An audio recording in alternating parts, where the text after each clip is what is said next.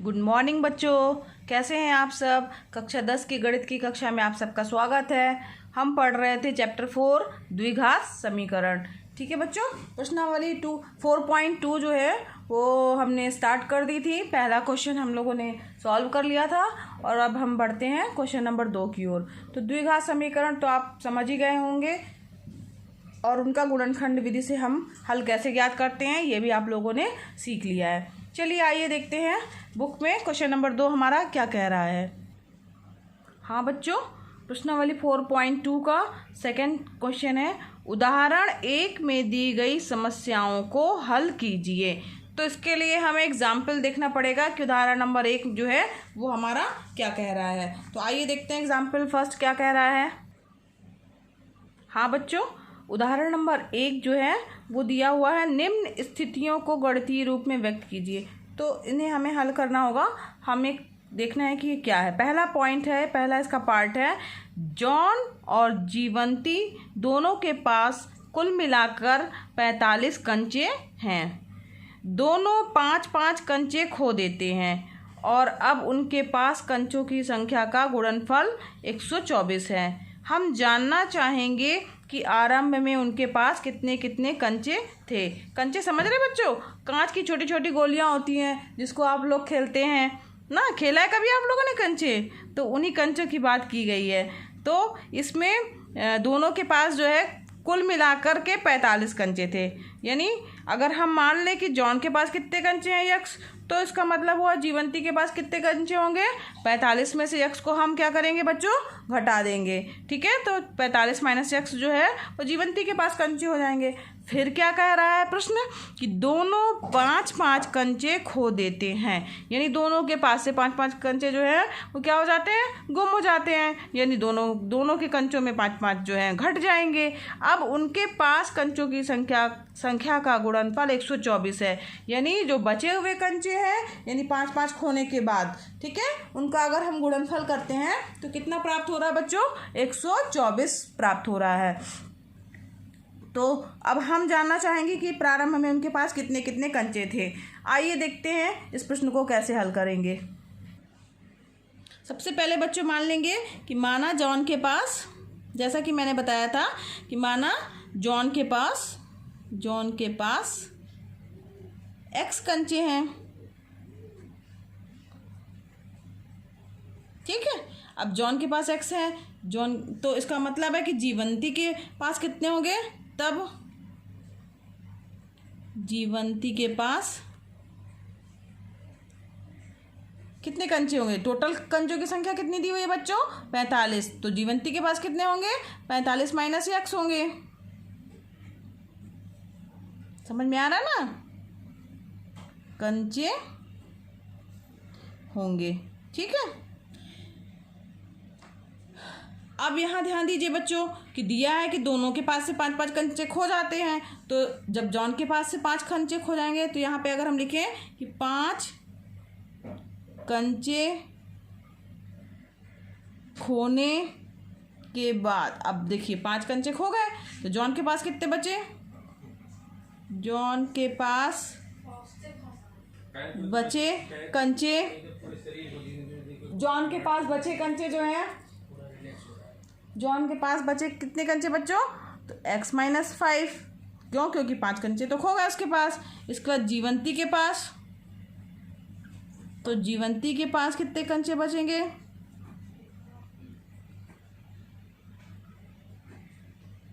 कितने बचेंगे, 45 minus x और -5 हो जाएंगे।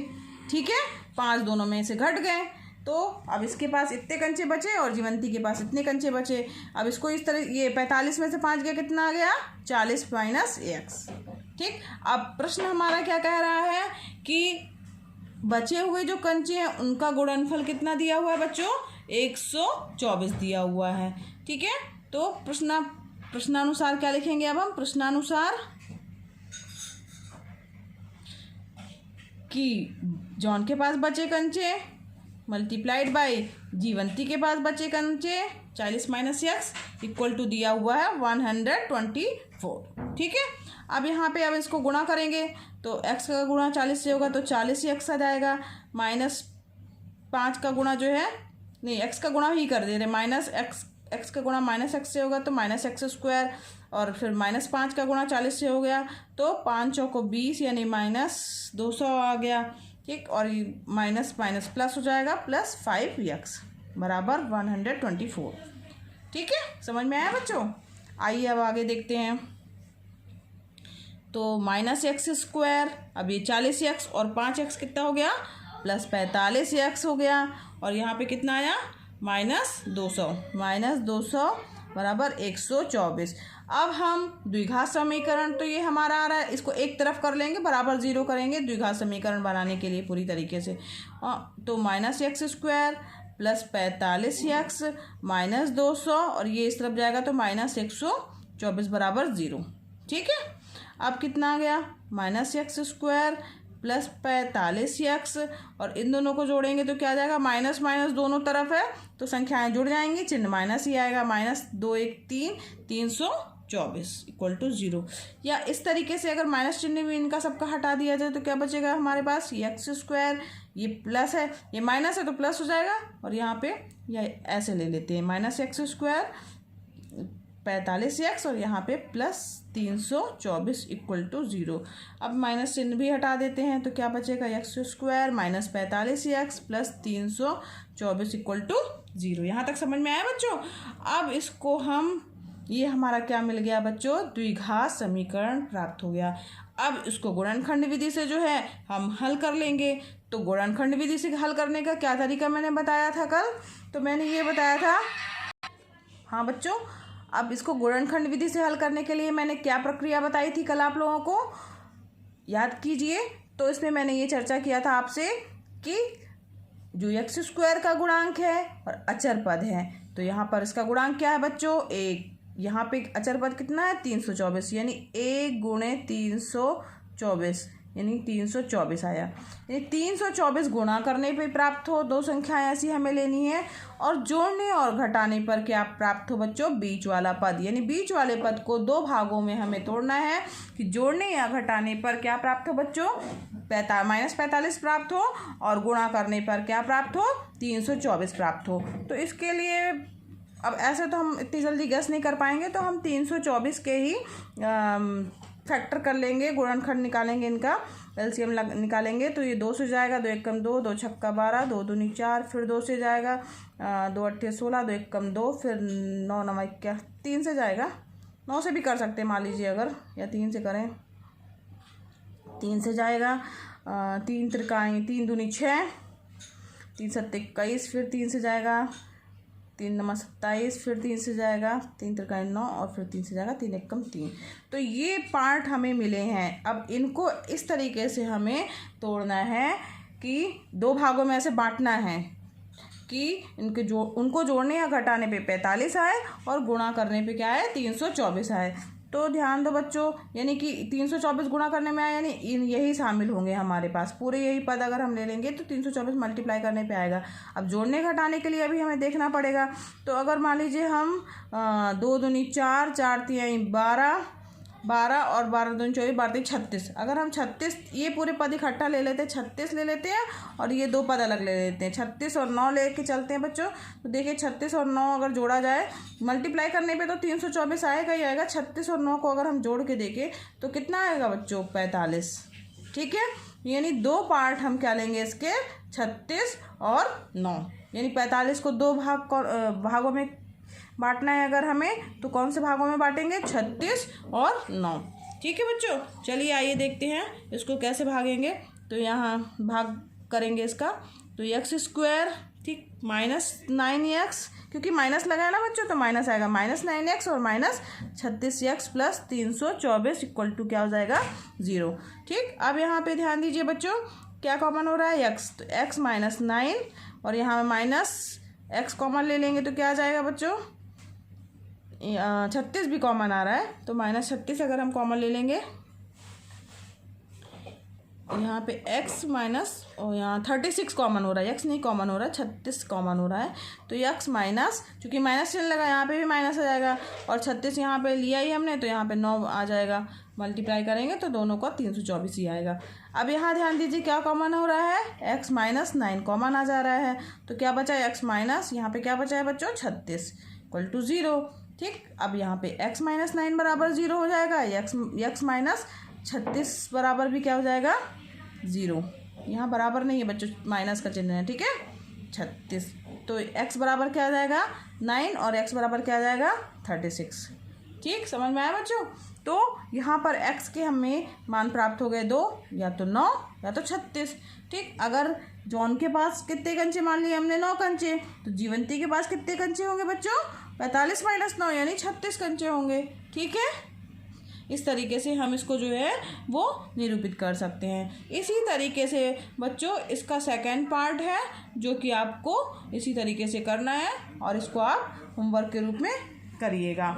चलिए आइए देखते हैं इसका क्वेश्चन नंबर 3 क्या कह रहा है। हाँ बच्चों, इसका क्वेश्चन नंबर 3 क्या कह रहा है कि ऐसी दो संख्याएं ज्ञात कीजिए जिनका योग 27 हो और गुणनफल 182 हो। यानी हमें दो संख्याएं ज्ञात करनी है जिनको जोड़ने पर कितना प्राप्त हो बच्चों 27, और गुणा करने पर कितना प्राप्त हो 182 प्राप्त हो। तो इसको मान लेंगे हम। पहली संख्या क्या मान लिया हमने कि माना पहली संख्या x है, माना पहली संख्या x है, तब दूसरी क्या होगी बच्चों, प्रश्न हमारा क्या कह रहा है, तब दूसरी संख्या क्या होगी बताइए। दूसरी संख्या होगी, तब दूसरी संख्या योग तो 27 है यानी जोड़ने पे 27 आना चाहिए। पहली x है तो दूसरी क्या हो जाएगी 27 माइनस x हो जाएगी, है ना, क्योंकि दोनों को जोड़ने पे 27 आना चाहिए। तो दूसरी संख्या हो जाएगी 27 माइनस x, तब दूसरी संख्या 27 माइनस x होगी। ठीक है, होगी क्यों, प्रश्नानुसार। ठीक है, प्रश्नानुसार लिख दीजिएगा यहाँ पे, प्रश्नानुसार, क्योंकि कह रहा है ना उनका योग दिया हुआ है 27 है। ठीक है, अब एक चीज़ और कह रहा है प्रश्न हमारा कि इन दोनों संख्याओं का गुणनफल कितना 182 है। तो प्रश्नानुसार हम क्या लिखेंगे, प्रश्नानुसार x और दूसरी संख्या क्या है हमारी 27 माइनस x, इन दोनों का गुणनफल क्या कह रहा है 182 है। ठीक है, ये यहाँ तक समझ में आया बच्चों। ये प्रश्न के ही अनुसार है कि गुणनफल 182 है। ठीक है, तो x पहली संख्या x थी हमारी, दूसरी क्या आई थी बच्चों 27 माइनस x, इन दोनों का गुणा किया तो कितना हुआ 182। ठीक, अब इसको हल करेंगे तो क्या आ जाएगा बच्चों 27x minus x square equal to 182। अब इससे और आगे बढ़ेंगे तो minus x square plus 27x, इसको इस तरफ लेके आएंगे तो माइनस हो जाएगा 182 इक्वल टू 0। ठीक है, चलिए आगे देखते हैं। हाँ बच्चों, फिर देखिए माइनस चिन्ह हमने कॉमन ले लिया तो क्या बचा हमारे पास एक्स स्क्वायर माइनस 27x और प्लस 182 इक्वल टू 0 बचा। ठीक है, अब इसको हम क्या करेंगे गुणनखंड मेथड से जो है हल करेंगे। अब गुणनखंड मेथड की बात आई है बच्चों, तो हमें क्या करना है कि ये एक्स स्क्वायर का जो गुणांक है और अचर पद का गुणांक कितना आ रहा है बच्चों 1 गुणे 182 इक्वल टू कितना आ गया 182, यानी 182 को हमें तोड़ना है। ठीक है, 182 को गुणा करने पर दो संख्याओं 27 जो बीच वाला पद है उसको ऐसे दो भागों में तोड़ना है कि उनका जोड़ने या घटाने पर जो है माइनस 27x प्राप्त हो, और उन दोनों संख्याओं को आपस में गुणा करने पर क्या प्राप्त हो बच्चों 182 प्राप्त हो। तो ऐसी संख्याएं हमारी क्या हो जाएंगी अगर हम देखें तो देखते हैं। हाँ बच्चों, अब इसके लिए हम क्या करेंगे 182 को जो है तोड़ देंगे लघुत्तम समावर्तक के द्वारा। तो 2 से जाएगा 2 नाम 18, 2 एकम 2, फिर 7 से जाएगा 7 एकम 7, 7 त्रिक 21, फिर बचा 13, 13 किसी से नहीं जाएगा 13 एकम 13। तो हमारे पास जो ये संख्याएं प्राप्त हुई हैं इन्हीं को आपस में आपको मल्टीप्लाई करके देखना है कि जो इनका जोड़ने और घटाने पे क्या प्राप्त हो 27 प्राप्त हो। तो अगर हम 7 दूनी 14 ये दोनों संख्याओं को एक साथ ले लिया जाए यानी 14 और 13 ले ले दो संख्याएं, तब हमारे पास अगर इन दोनों को एक साथ कर देंगे बच्चों तो क्या आ जाएगा हमारे पास 14 और ये 13 अलग ही है। तो इन दोनों को अगर हम जोड़ेंगे तो क्या प्राप्त हो जाएगा, अगर -14 और -13 कर दें तो -27 प्राप्त हो जाएगा। ठीक है बच्चों, तो हमें ये दो संख्याएं पता चल गई, -14 और -13 जो है वो दो संख्याएं पता चल गई। आइए देखें इसको कैसे हल करेंगे। x² और -27x लिखा है, इसे हम दो भागों में तोड़ेंगे, -14x कर देंगे और -13x कर देंगे, और 182 तो है ही, इसको वैसे ही लिखना है हमें। x कॉमन ले लेंगे, x -14 आ जाएगा, -13 इसमें कॉमन ले लेंगे तो x -14 आ जाएगा इक्वल टू 0। ठीक, अब यहाँ ध्यान दीजिए दोनों में क्या कॉमन आ रहा है, x -14 कॉमन ले लिया, क्या बचा हमारे पास, x बचा, यहाँ क्या बचा बच्चों, -13 बचा। तो अब हमारे पास ये दो पद प्राप्त हो गए, यानी x -14 इक्वल टू 0 और x -13 इक्वल टू 0। ठीक है बच्चों, तो x इक्वल टू कितना प्राप्त हो गया, 14, और यहाँ x इक्वल टू कितना प्राप्त हो गया, 13। ठीक है, यानी कि या तो 13 होगी वह संख्या, अगर मान लीजिए दो मान प्राप्त हो गए ना, अगर हम x इक्वल टू 14 पहली संख्या मानेंगे तो दूसरी संख्या क्या आ जाएगी, 27 -14। ठीक है, 27 -14 मतलब 13 आ जाएगी, और अगर हम पहली संख्या 13 मानेंगे तो दूसरी संख्या क्या आ जाएगी, 27 -13 इक्वल टू 14। यानी हमारी पहली संख्या अगर 13 है तब दूसरी संख्या क्या होगी, 14 होगी, और अगर पहली संख्या 14 है तो दूसरी वाली संख्या क्या होगी, 13 होगी। ठीक है, तो इसका आंसर आप अलग से लिख लीजिएगा। अतः जब पहली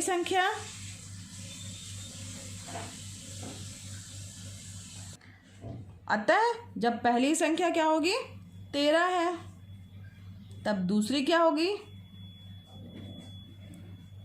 14 होगी। ठीक है, और यदि या जब पहली संख्या 14 है तब दूसरी कौन सी होगी बच्चों, 13 होगी। ठीक है, समझ में आ गया ना बच्चों। ठीक है बच्चों, इसी तरीके से इसका क्वेश्चन नंबर 4 जो है वो भी बिल्कुल इसी तरीके से है। ठीक है, अब इसका चौथा क्वेश्चन और पांचवा क्वेश्चन ये दोनों आपका होमवर्क है, ऐसे ही है ये क्वेश्चन। और क्वेश्चन नंबर 6 जो है उसका थोड़ा सा हिंट देख लीजिए आप, देखते हैं क्वेश्चन नंबर 6 हमारा क्या कह रहा है। हाँ बच्चों, क्वेश्चन नंबर 6 नहीं, पहले क्वेश्चन नंबर 5 देखते हैं क्या कह रहा है हमारा। तो क्वेश्चन नंबर 5 हमारा कह रहा है कि एक समकोण त्रिभुज की ऊंचाई इसके आधार से 7 सेंटीमीटर कम है। यदि कर्ण 13 सेंटीमीटर का हो तो अन्य दो भुजाएं ज्ञात कीजिए। ठीक है, ज्ञात करनी है, कीजिए। ठीक, ये हमारा प्रश्न हो गया। तो समकोण त्रिभुज दिया हुआ है, समकोण त्रिभुज किसे कहते हैं बच्चों, तो ऐसा त्रिभुज जिसका एक कोण क्या हो, समकोण हो। समकोण मतलब 90 अंश का कोण हो, तो ऐसा त्रिभुज हमारा क्या कहलाता है, समकोण त्रिभुज कहलाता है। ठीक है बच्चों, तो हम यहाँ पे गौर करें, अगर मान लीजिए हमने ये समकोण त्रिभुज लिया, ठीक, अब ये समकोण त्रिभुज हो गया हमारे पास में, तो इसका ये कोण कितना है हमारा, 90 डिग्री का है। अब यहाँ पे कह रहा है समकोण त्रिभुज की ऊंचाई इसके आधार से 7 सेंटीमीटर कम है। ठीक, तो आधार सबसे पहले मान लेंगे, x मान लिया, अगर हम मान लेते हैं आधार, ये समकोण त्रिभुज अगर हमारा है ना बच्चों, तो ये भुजा क्या कहलाती है हमारी, समकोण त्रिभुज के लिए कर्ण कहलाती है। ये भुजा क्या कहलाती है, लंब, और ये भुजा क्या कहलाती है, आधार कहलाती है। ठीक है, तो ये समकोण त्रिभुज के लिए हमारे पास पाइथागोरस प्रमेय भी है जिसका उपयोग हम इस प्रश्न में करेंगे। तो आइए देखते हैं। मान लिया हमने इसका क्या, आधार जो है 7x मान लिया। ठीक है, तो ऊंचाई क्या दिया हुआ है, ऊंचाई मतलब ये ऊंचाई। ठीक है, अब ऊंचाई दिया हुआ है कि इसके आधार से 7 सेंटीमीटर कम है, तो आधार x है तो ऊंचाई कितनी हो जाएगी, 7 सेंटीमीटर कम, यानी x -7 हो जाएगी। समझ में आ रहा है ना बच्चों। ठीक, और कर्ण दिया हुआ है कितना, 13 सेंटीमीटर। कर्ण कितना हुआ है, 13 सेंटीमीटर दिया ही हुआ है हमारा। ठीक, तो अब यही जो मैंने अभी बताया है, ये चीज़ मानी है, इसी को लिखना है। तो इसको हल देखिए कैसे करेंगे हल।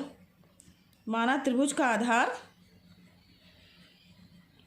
माना समकोण त्रिभुज का आधार कितना है बच्चों, x मान लिया। ठीक है, x सेंटीमीटर मान लिया, तो त्रिभुज की ऊंचाई कितनी हो जाएगी, ऊंचाई कितनी हो जाएगी बच्चों, x -7 सेंटीमीटर। क्यों, दिया हुआ प्रश्नानुसार समझ में आ रहा ना बच्चों। दिया है ऊंचाई इसके आधार से 7 सेंटीमीटर कम है। ठीक, अब यहाँ पे पाइथागोरस प्रमेय लग जाएगी। पाइथागोरस प्रमेय आप लोगों ने पढ़ा था पहले भी। क्या कहती है हमारी पाइथागोरस प्रमेय? प्रमेय के अनुसार, अब क्या होता है पाइथागोरस प्रमेय के अनुसार? कर्ण का स्क्वायर बराबर लंब का स्क्वायर प्लस आधार का स्क्वायर, है ना। लंब यानी क्या हुआ हमारा, इसी को बोल सकते हैं क्या, ऊंचाई। ऊंचाई का स्क्वायर प्लस आधार का स्क्वायर, ये हमारी पाइथागोरस प्रमेय है। ठीक है बच्चों, तो अब यहाँ पे कर्ण देखते हैं क्या है हमारा कर्ण। तो ये वाली भुजा होती है 13 सेंटीमीटर। 13 सेंटीमीटर दिया है कर्ण। यहाँ पर एक चीज़ और लिख दीजिएगा, दिया है कर्ण बराबर 13 सेंटीमीटर। ठीक है, तो अब यहाँ पे कर्ण कितना दिया है? 13 सेंटीमीटर हो गया। ठीक, अब लंब कितना दिया? लंब मतलब ये वाला, ठीक है, ऊंचाई x माइनस 7 का स्क्वायर प्लस आधार यानी x का स्क्वायर। ठीक, अब इसको हल करेंगे। कर्ण का स्क्वायर लंब का स्क्वायर ये हो गया, ये 13 स्क्वायर यानी 13 का स्क्वायर करेंगे कितना आ जाएगा बच्चों? 169। x माइनस 7, अब a माइनस बी का फार्मूला लगेगा तो क्या हो जाएगा बच्चों? a माइनस बी बराबर होता है a square plus B square यानी 7 का स्क्वायर 49 माइनस 2ab माइनस 2 और ए बी 7 दूनी 14x। ठीक है, ये हो गया, और ये प्लस एक्स स्क्वायर है तो एक्स स्क्वायर रहेगा ही रहेगा।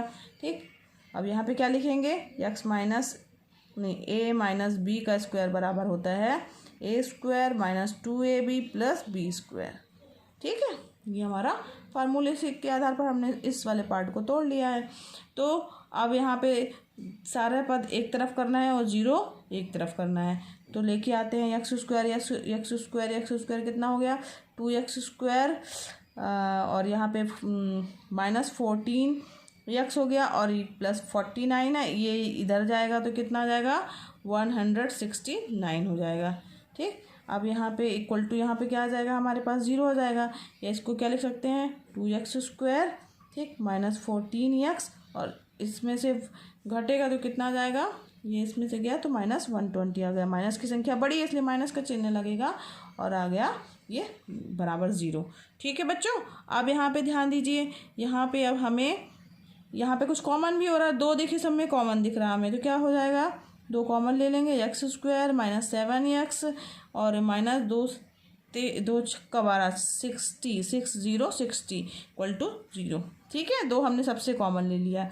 अब यहाँ पे 2 भी 0 इस तरफ चला जाएगा यानी x square minus 7x minus 60 equal to 0। ठीक है बच्चों, अब इसको हम तोड़ना। अब यहाँ पे हमारे पास क्या प्राप्त हो गया? द्विघात समीकरण प्राप्त हो गया।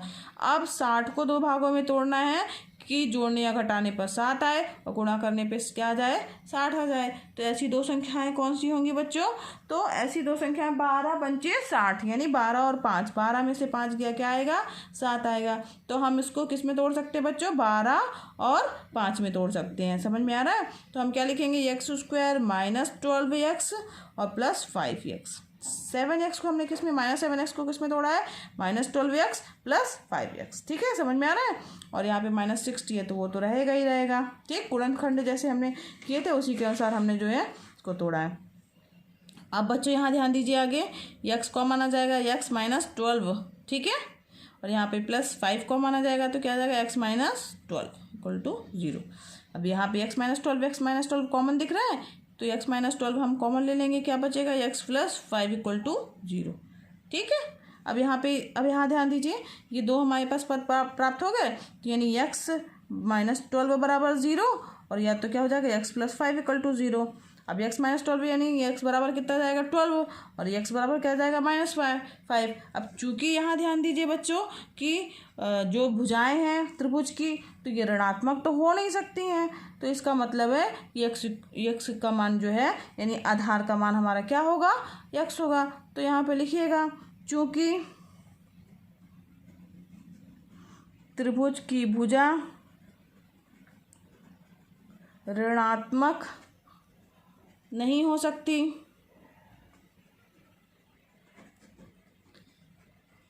अतः x इक्वल टू 12 होगा। ठीक है, अब x इक्वल टू 12 मतलब क्या हुआ, त्रिभुज का आधार x क्या था हमारा, x जो था त्रिभुज का आधार मान के चले थे हम, तो अतः आधार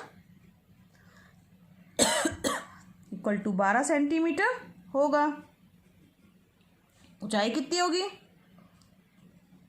ऊंचाई, अब ऊंचाई बच्चों हमने क्या मानी थी, ऊंचाई हमने मानी थी x-7, यानी x माइनस ऊंचाई x-7 बराबर कितनी हो जाएगी, 12 - 7 इक्वल टू 5 सेंटीमीटर होगी। समझ में आया बच्चों? ठीक है, चलिए ये वीडियो थोड़ा लंबा हो गया बच्चों, लेकिन ये प्रश्नावली जो है ये यहीं पे ख़त्म हो गई। 4.2 छठवां क्वेश्चन भी इसी तरीके से आप करिएगा। मिलते हैं नेक्स्ट क्लास में। Thank you.